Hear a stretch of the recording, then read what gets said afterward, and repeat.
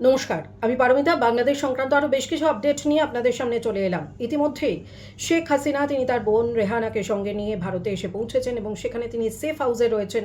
যদিও দাবি উঠছে যে তাকে যেন আবার বাংলাদেশে ফিরিয়ে দেওয়া হয়, এমনটাই বাংলাদেশের তরফ থেকে দাবি উঠছে। কিন্তু এই মুহূর্তে যে উদ্ভূত পরিস্থিতি, সেই পরিস্থিতি কেন তৈরি হলো, কী কারণে তৈরি হলো?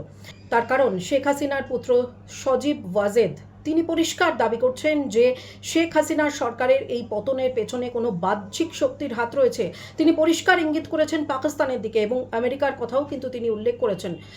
তাঁর যে মত, সজীব ওয়াজেদ, হাসিনা পুত্র সজীব ওয়াজেদ, তিনি বলছেন যে এর পেছনে একটা বাইরের শক্তির মদত রয়েছে। তার কারণ তারা চান না যে বাংলাদেশে কোনো ভারত মিত্র সরকার গঠিত হোক, অর্থাৎ ভারত বিরোধী শক্তিকে পালে হাওয়া লাগানোর জন্যেই কিন্তু হাসিনা সরকারের পতন ঘটানো হয়েছে। এমনই চাঞ্চল্যকর অভিযোগ সামনে আসছে।